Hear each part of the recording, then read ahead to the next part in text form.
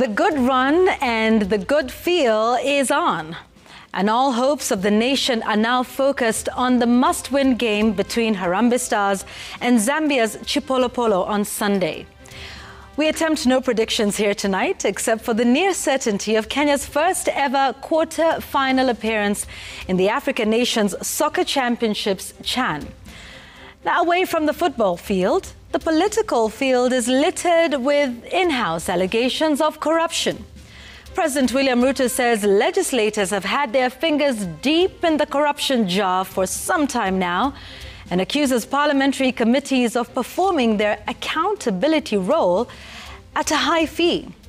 Former PM Raila Odinga has followed with his own claims of widespread corruption across sectors in Kenya. So, accusations made, where are the respondents? We head out on a wild goose chase. Claims on corruption were contained in speeches made at the 9th Devolution Conference, currently underway in Homa Bay County, where we make an assessment of the highs and lows of Kenya's devolution journey. And back in the capital, who should hire, pay, and fire police officers? We have boxing match statistics as Inspector General of Police Douglas Kanja and some members of the National Police Service Commission square it out in the payroll ring.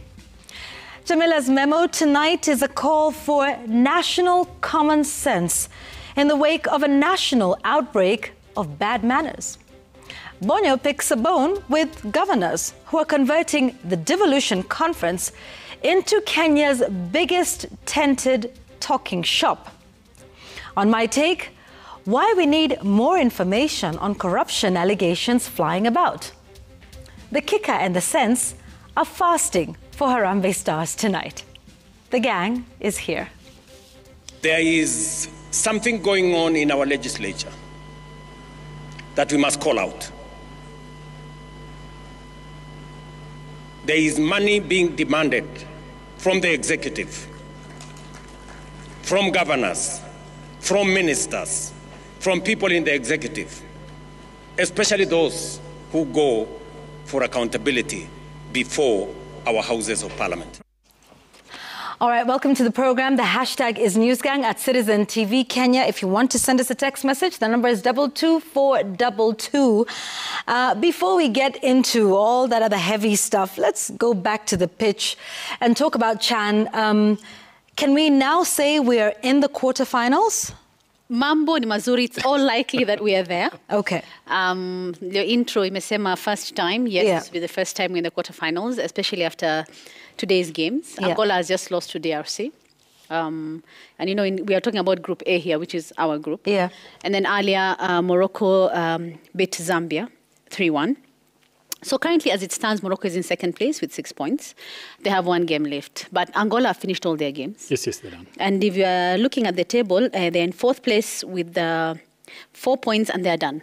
So, hata waruke juu waruke chini waende hivi, it's over. Like, wanaweza kupanda basi warudi, wapande ndege warudi Luanda. I'm sorry. You might want to go there one day. But anyway, played for future. So they're done. Zambia also, they haven't finished. They have one more game, an important one against us on Sunday, but they're on 0 points. They haven't won any match. But you shouldn't write them off because you know, when they have nothing to lose. Yeah, they're like, we have nothing to lose. These guys really need this win. Okay. So we really need to win to get 10 points. And it's important for us to get those 10 points so that we can finish top of the group. As it stands, the way it works, top of the group A would meet number 2 of B. Group B. Number 2 of B? Of group B, yes. Okay. And then top of the group B would meet number 2 of A. So right now, Tanzania is top of group B, okay? And then if we do not finish top of the group, we finish number 2, we'll play them but in Tanzania, and we don't want that. Tunaogopa kwenda huko ikue kichinjio for us. We want to finish top of the group, ndo watu wakuje kwetu. So those things are very important. Did you see how our game against Morocco, how the 12th man, we talked about the 12th man, who are the fans, walichangamsha game sana. Even the players talked about how having that crowd cheering them on really helped them push with 10 men against Morocco to beat them 1-0. Park bus, we call it parking the bus, kwenda hapo kudefense, ukatae mpira ipite. And we had our goalkeeper as man of the match. So that kuwapatia hiyo nini was important. Okay, 1 million notwithstanding. Okay. And of course now you have the promise of 2.5 million from the president if they beat Zambia. So as things stand, we are safe. But we just want to finish top of the group, and that will only happen if we beat Zambia on Sunday. So it's very important. Yeah, a good day in the office for Harambee Stars. I mean, this is major, and this is amazing, isn't it? Harambee Stars qualified for the quarterfinals on Sunday, August the 10th. Which was my birthday. I have to say that. Lucky charm you are. Yes. You're the lucky charm for because the boys. that was the match that was going to catapult us to where we are now. Yeah. And going forward, I think in as much as we have already advanced, we must play to win on Sunday. There are no guesses about it. Yeah. Because we don't want this mathematical qualification. Yeah. Let it be a clean win that everybody else, including our noisy neighbors, will know that Kenya qualified for CHAN quarterfinals. Because the banter that is going to follow is that they qualified after beating all their opponents. Yeah. We qualified mathematically, which is not something we want. Yeah. So Harambee Stars, congratulations for coming this far. But Sunday, Score. we are not taking any chances. Yeah. True. There's national pride at stake here. You know the previous wars we've had with our neighbors. And I think if for They're waiting anything for else, us, yes. if for anything else, we've beat them on social media, on banter, on everything. This Sunday, we must be very decisive. And I'm counting on Harambee Stars, and I know they will deliver.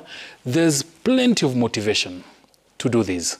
And I think even for the fans, we really need to arm ourselves properly and ensure that we cheer these boys so that at the end of the 90 minutes or 90 plus 7 minutes, then as a nation, we will all converge and celebrate the win. Most importantly, Yvonne, is that we have seen recent trends of fan trouble. Yeah. And I think that is also something that is not very good for us. You saw the other day FKF coming out and saying that these fines they're paying, I think they paid already 10 million shillings, is draining them. So what must we do? It is important that the government and FKF and the local organizing committee have set up those fan zones. If you don't have a ticket, let's go to those fan zones. Let's cheer Harambee Stars from wherever we are. We don't have to go to the stadium. Because if we behave very well, then CAF might look at us with a very different eye and might open up the attendance for the quarterfinals. Right. And that we will show up. That's true, because if we don't behave again this Sunday, then there will be, we won't host the quarterfinals, regardless of how things go if we win and have the Tanzanians over. There's that threat hanging over our heads. Now, can you imagine the Tanzanians with everything that's happened politically over the last... They've said things about it, right? And how we conduct ourselves. Forgive them this one. That nidhamu thing they say about us, they'll say it's all there to be seen. So I think we need to call upon everybody that supports Harambee Stars, because I believe at this point, every Kenyan is rallying behind them. That it is important that we behave ourselves. And Bonya talks about how we need to win decisively, not mathematically. Not having to look at head-to-head, not having to look at goal difference, not having to look at all those things. I need an explainer on head-to-head is what now? Okay. There is a possibility that, number one, I mean, Kenya, Morocco, and DR may end up having 7 points. There's a possibility, all three of us. Okay. Because when Morocco played DRC and they drew, because they both have 6 points, they'll have 7 points. And if we lose to Zambia, we'll have 7 points. So you need to look at how many goals have been scored by each team and how many goals wamefungwa. So we're not doing very well in the goals scored bit, because I think tumefunga bao ngapi? Tatu na tumefungwa moja. But now Morocco scored 3 goals today. Na wakafungwa moja. DRC have just scored 2 goals. So already they look like wamefunga mabao mengi. That's goal difference. But head to head, you look at when these two teams met, like when Kenya met Morocco, who won? We did. So we have an advantage over them.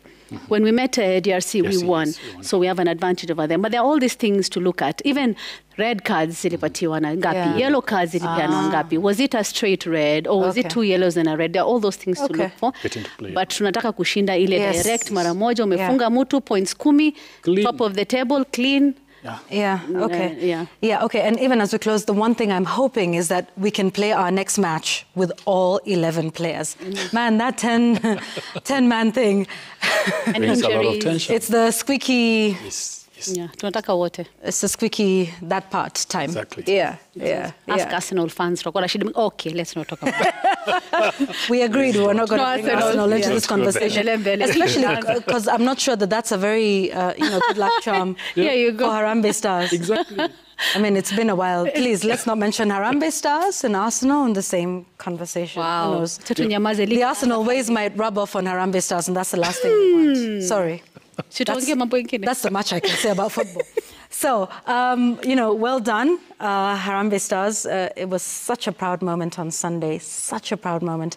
And I hope there will be many more of those for going into the quarters and the semis and all the way to the end. And I'm sure that 2.5 million shillings helps. It does. Oh, right? It does. Yeah, it does. Definitely motivates. All righty, so... good luck to the boys on the pitch, but let's get back to a ring of a different kind, and that is of what's happening in Parliament. And it looks like there's a lot of back and forth that is happening. So let's listen to this second one of President William Ruto talking about things not being business as usual and about the demands that are met by parliamentary committees. Cannot continue to be business as usual. It is not possible that committees of parliament demand to be bribed, demand to be paid for them to write reports or to look the other way for what is happening in either the national government or the county government. All right, so some interesting statements coming from the president, and I think whilst there have been these allegations, and not just, within this parliament, but previous, interesting as to the timing and, of course, the place and where this came from. Jamila, this was at the Devolution Conference, right? Yes, Devolution Conference, the biggest thing that was happening this week. Everyone was there. Serikali yote ilikuwa huko. Serikali kuu na serikali za county. The governors, MCAs, senators, members of parliament, the president himself. So it was packed, this whole week. All roads led to Homa Bay. And because the president spoke there are a lot of issues that come up from him speaking at the forum that he did. Because if you look at how Kenyans view the political class, the executive, the legislator, serikali kuu, serikali za county, people see them as corrupt.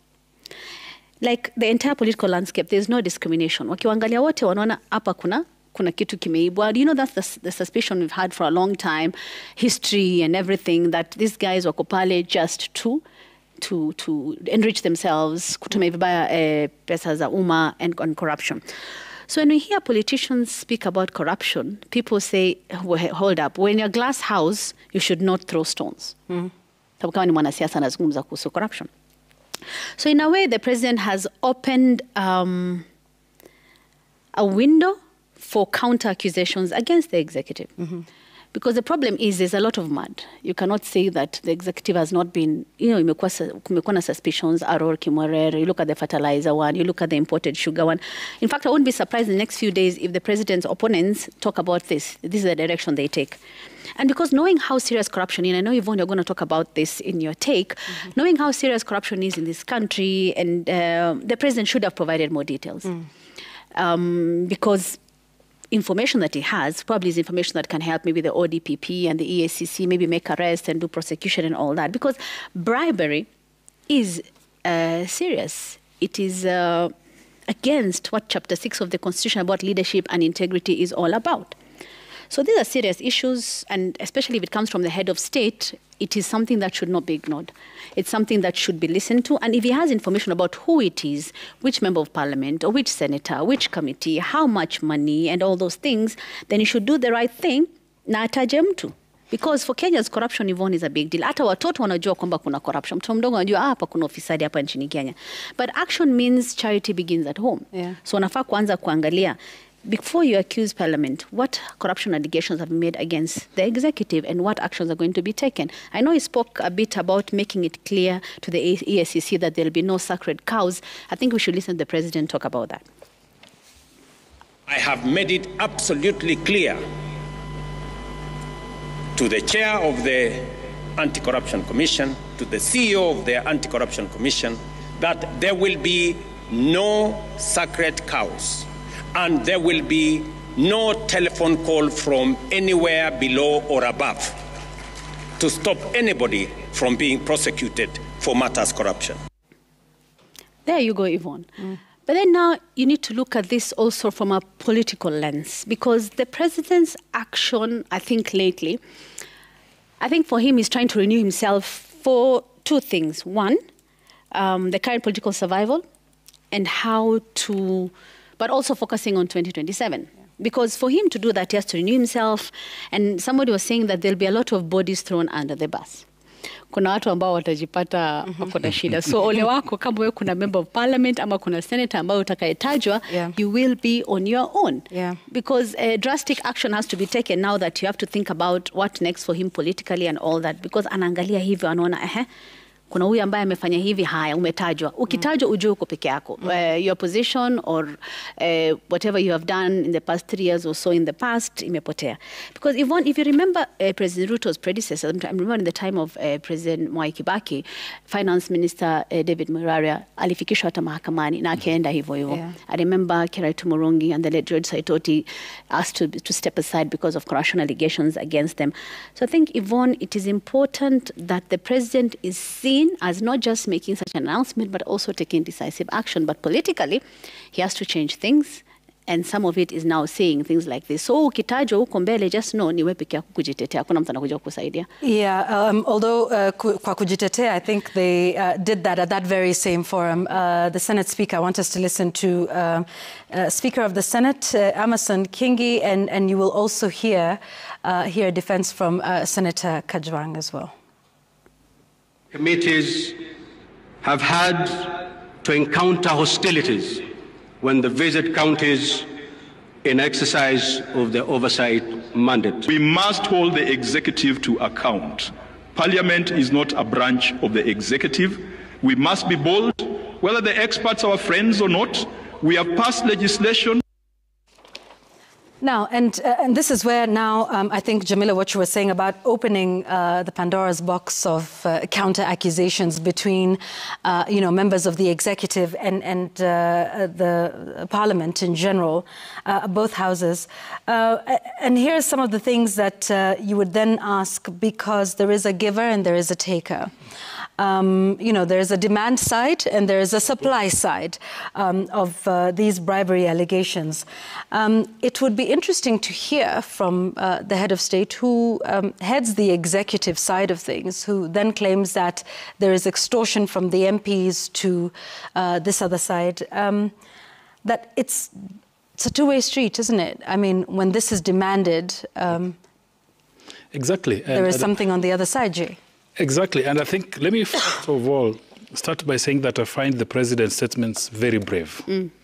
And one is that it's interesting that it's the same area of Ohuma Bay that in December 26th of 2024, that he admitted that the state was actually carrying out abductions. And you remember the president committing that they will end abductions when he attended a football tournament there. Well, come yesterday, he also made this very bold statement, admitting that Parliament, and especially the committees, are a cartel-like organization, that they're extorting people who appear before them. Well, this has been said before, but in very hushed tones. We have had instances where people who appear before these committees claim that the kind of monies they're being asked to pay so that they get favorable reports or that certain questions are not asked all these have been there. You remember, like you rightfully mentioned, during the probe on contraband sugar sometime in 2018, there were MPs who came out and said that some of their colleagues, and I remember very well MP Didmas Baraza and the Moroni MP saying it, and that were ready to testify before the Parliament's Privileges Committee that some of their colleagues indeed received bribes so that they could do reports. What exactly should the president have done? I think he should have accompanied his statement, just like Yvonne is asking, with evidence, or said that we have this evidence as the executive and we have already submitted it to the relevant authorities. Because when the president says that, it means these extortionists have actually pricked the heart and soul of the state. Right, yeah. Because iko kitu wameguza. Yes. And it is not just the CSS who are appearing. It is at the core of the presidency.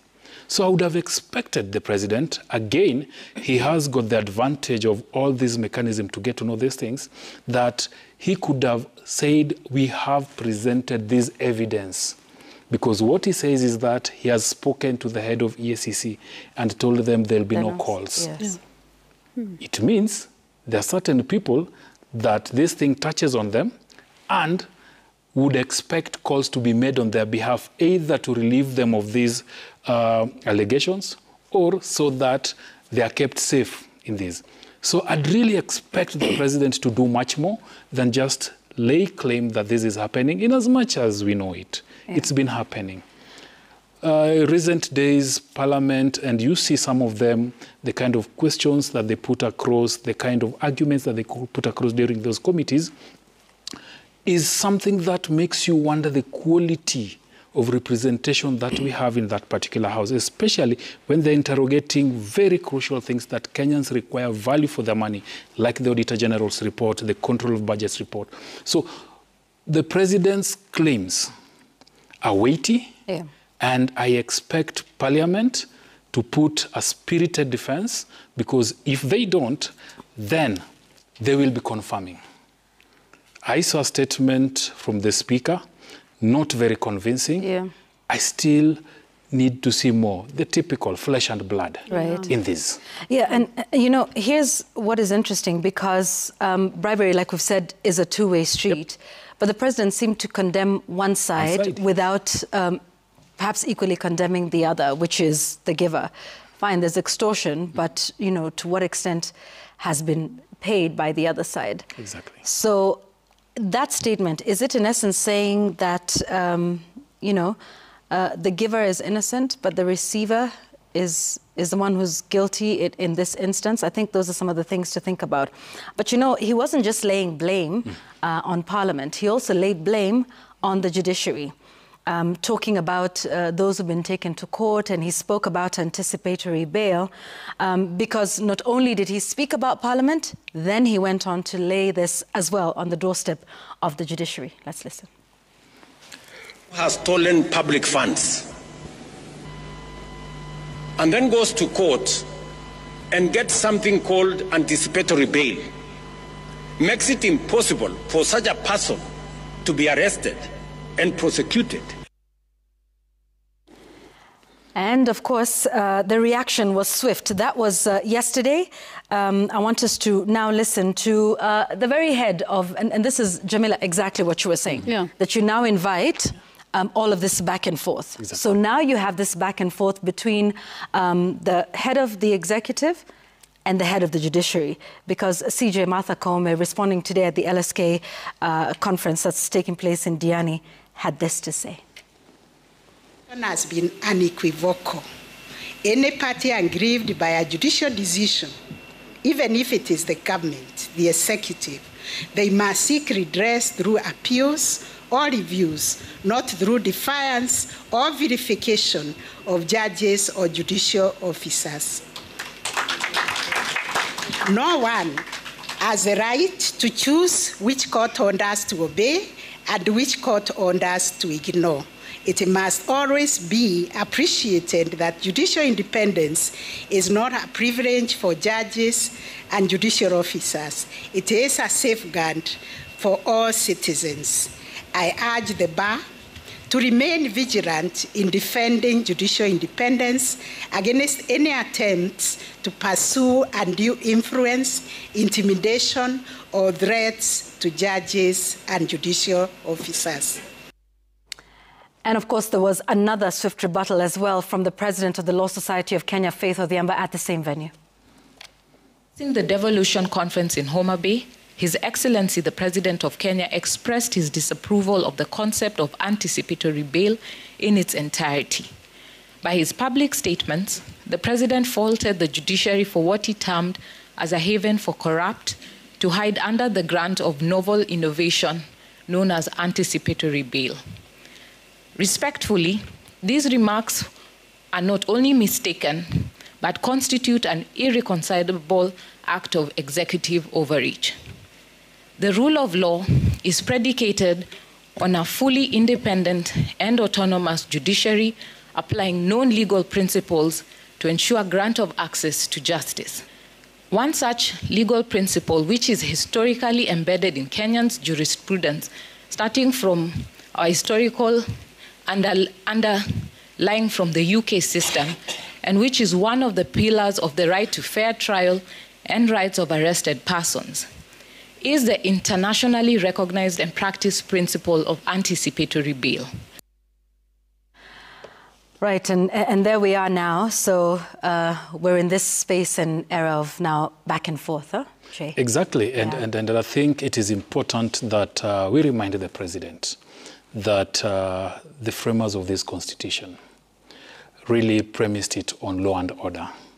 And the reason why we have these judicial activities is simply so that your rights as an accused person is protected up to until when you are found guilty or not guilty.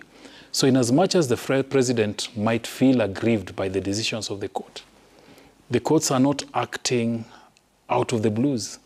There's law and order that they're following. And I think respectfully the President, we have seen in recent times, always trying to push the judiciary to act in a certain manner.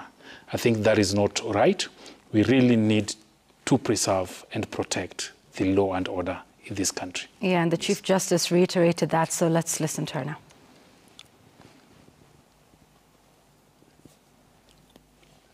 Affairs in our country have also brought into sharp focus the non-negotiable principle of judicial independence. Over the last 2 years, our independence as a judiciary has been tested by public attacks and threats to judges and judicial officers. Such threatening rhetoric is a grave affront to the rule of law and reminiscent of an era when the authority of the courts was routinely undermined, an era Kenyans rejected by enacting the Constitution 2010. Yeah, and Jamila, there's just been a history, really, of some of the things that we've seen with regards to corruption cases. Yes, there have been quite a bit. And I was just thinking now how 3 years is a long time. I don't know if you can say it's a short time, because I remember when this government was sworn in, the judiciary was like good parts na serikali. Yeah, I remember the darlings, walipatiwa funding. Remember the judges, the 6 judges. Yes. Waliapishwa, I think within the first same day. Yes, yeah, same day, that afternoon. That was his first. That was actually his first wholly executive order. Yeah, that's right. And funding and all that. But since then, things have not gone their way. And they're talking about how they've been attacked, judicial officers, you know, the law and order, court rulings not being followed or court orders not being followed. I keep remembering even instances when we needed government officials to appear before court for even habeas corpus. Remember when they're talking about how people who had been abducted, waleteni, wakiwa hai, ama kama hata wako hai. Remember what happened with acting AUG Masengeli and how difficult it was to get him to come to court. So when you see instances of senior government officials not obeying court orders or kupuza or, you know, playing all sorts of games, she's justified to talk about what she's talking about as a CJ. But then, Yvonne, I want to take you back a bit to what Bonnie was talking about and yourself and bribery in parliament and all that. It's not new. Because you need to look at why money is so important for MPs. There's a demand and a supply. Because there are instances where Money is given for something to happen. Sure. Money is given for this thing to be passed. Money is given for this thing to be rejected. In fact, there were open claims that the Gachagua impeachment was well funded. That kulikuwa na mambo ambayo ilifanyika. That's why it went as fast as it did. Collection of signatures happened. It went through both houses from mpaka mwisho akaondolewa. So we need to look at who's demanding and who's supplying. So that we can talk about corruption properly in the Houses of Parliament. That is why the president really needs to back his statements with evidence. Yes, that's right. Yes. I mean, we've seen even with the impeachment hearings for governors, right? Yeah. And these are things we've heard. About whether it goes to the committee stage versus plenary. Yes. And if it goes to the committee stage, there's a way there are fewer people because there are fewer people to deal with. Versus plenary where sasa ni kila mtu. And there is budgets that have been set for this thing. And at the end of the day, I think it is, once again, another damning revelation, well, perhaps not so much, but acknowledgement, I think, from the head of state as to the declining role of the National Assembly. Yes. Perhaps Parliament as a whole, representation, oversight and legislation, particularly the oversight and representation part.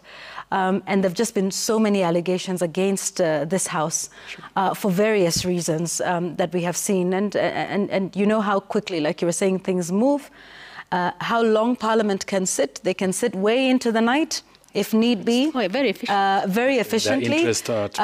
When their interests are at play. And then when there is the budget being read, quorum issues. Quorum issues, but you know where they are. Exactly. With the empowerment hearings, who knows, with the empowerment rallies, and who knows what sort of benefits there are for them. So this is a stinging indictment on the House. And it'll be interesting to see, even beyond what we've heard from the Speaker of the Senate, but from the other leadership of the House. You have the Majority Leader, you have the Whip, you have the Speaker of the National Assembly.